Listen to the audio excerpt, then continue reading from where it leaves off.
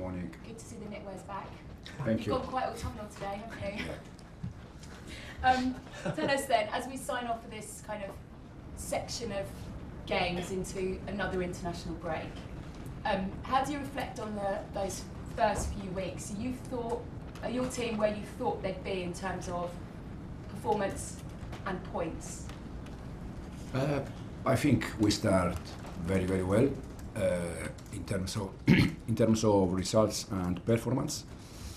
The first 4 or 5 games, and then probably the rest of the game.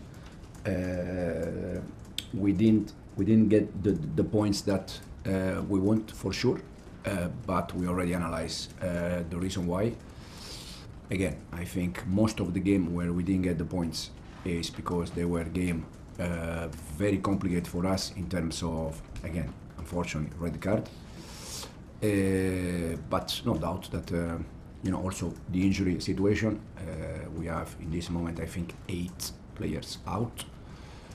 So it's a mix of combination, but we don't have any doubt that slowly we're gonna be again where we need to be. And I know that you've spoken a lot about discipline.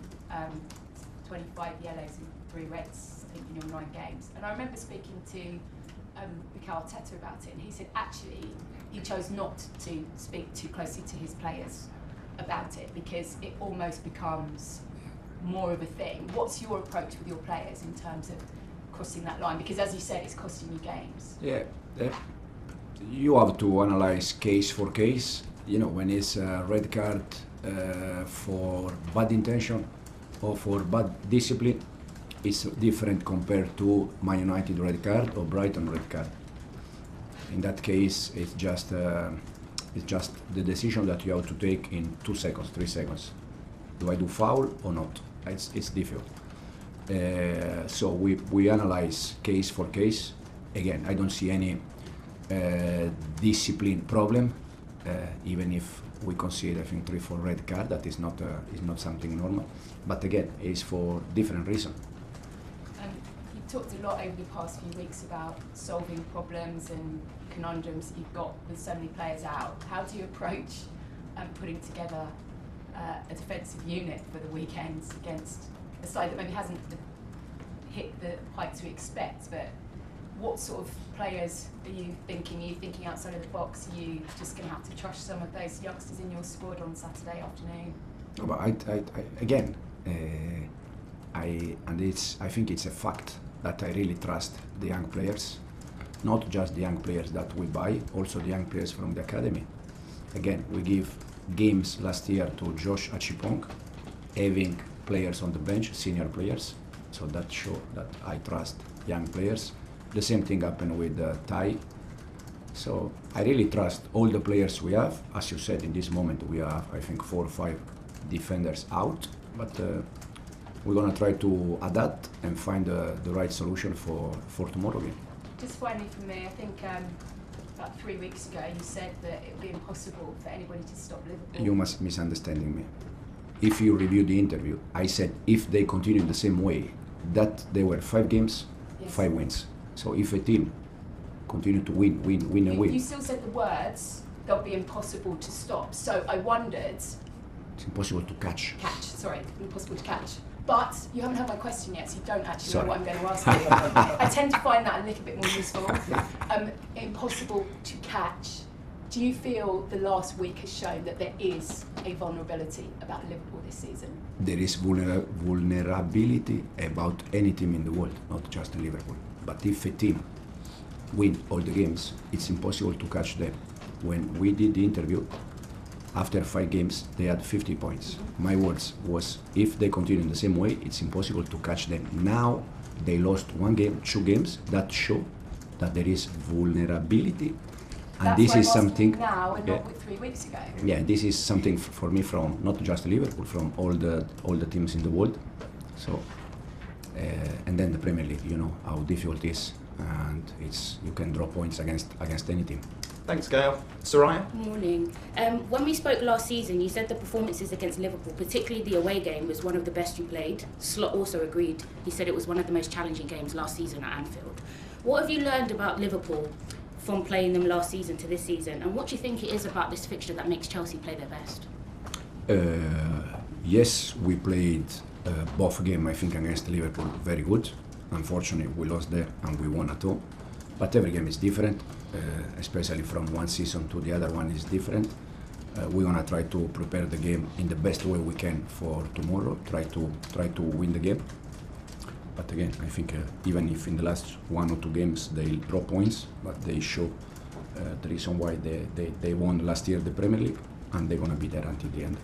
I want to touch on your box high line. You had some success with it last season where your defenders looked to put players offside on the edge of the box.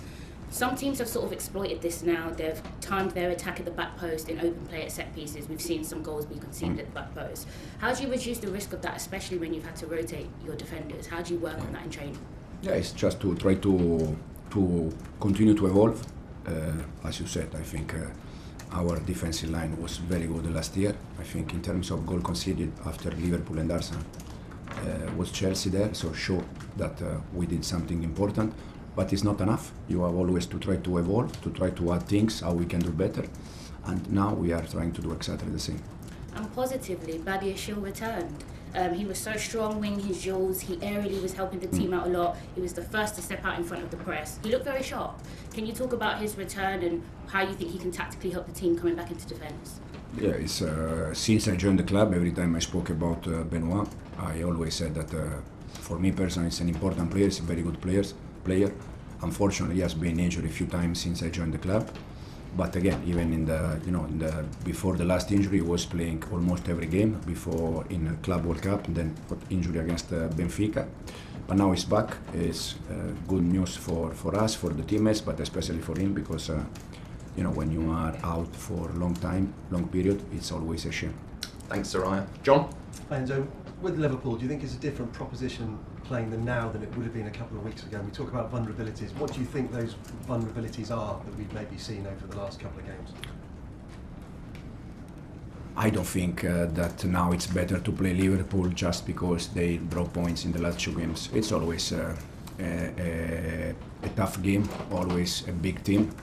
For me personally, the way they are doing this season is, in any case, is fantastic, especially after Jota tragedy. I live exactly the same when I was player 20 years ago, and it's not easy for the players, it's not easy for the club, it's not easy for the manager when you arrive at the training ground and you see every day that place empty. So you have to be very strong, and this is the reason why for me they are doing not good, even better than good, even more, because they are trying to deal with the problem that is not easy. You talked about this season so far. How would you describe it for you personally? Has it been enjoyable? Has it been frustrating? How would you? No, enjoyable for sure. I would like to have all my players available, because that is a nice job for me that you can decide which one is the best for that game. But overall has been enjoyable. It's normal. I'm not thinking to be a Chelsea manager and be always that everything is in place and everything is working well. You need to adjust things. You need to, as I said, you need to evolve, and I feel good. And just a question on Mark Guiu. Obviously, he was recalled from loan. He hasn't featured since he came back. So, what is the situation with him? Mark is working well. This week he has worked very, very good, much better compared to the first weeks when he came back. But for sure he's going to get minutes with us, and he's going to play games. And Estevao, have you considered starting him as a number 10 with Cole Palmer not playing? I think in the past he has said that it's possibly his preferred position. We consider all our players to give them minutes and all position, but also I think Estevao reminded me a lot Cole when Cole was with me with under 23 at City, and when he was with us in the first team. I think Cole path has been similar to Estevao path in terms of starting wide as a winger, and then slowly you can move inside. Premier League is completely different compared to the other country in the world. If you want to play in the middle, you need to be prepared physically prepared. I think Cole now is like that. In the past, he needs to develop that, and I see Estevao exactly in the same way. Thanks, John. Davide? Ciao, Enzo. Liverpool, as defending champion, might be the measuring stick for every team. Do you consider them the measuring stick for Chelsea? And at what level do you think you are entering this game? Yeah, I consider them the best team in this moment in England. The reason why is because they show that and because they won the Premier League. Where we are in this moment, I think we are improving. We are trying to solve problems in terms of find solution. But for sure, I think, as I said at the beginning of the press conference, I think at the end we're gonna be there close. Rob? Hi, with Mark Huey, is there a risk that his development is being risked or compromised by having another season on the bench when you presumably would have been playing quite regularly at this stage? So that obviously was the club's plan initially. So is there a risk to the development that the club had planned for him? I don't think so. Personally, I don't think so, because he's back with a big club like Chelsea. Again, he's going to get minutes with us, no doubt. And also, for me, the development of a young player is not just about the game when you are so young. It's also about the training session and the day by day. And I think it's important that he's with us and he's working with us. And time for one more question, Simon. Enzo, just the basic one on team news, if there's any sort of update on that, and is Cole sort of still, for example, due to come back after the international break? Cole is still out. We have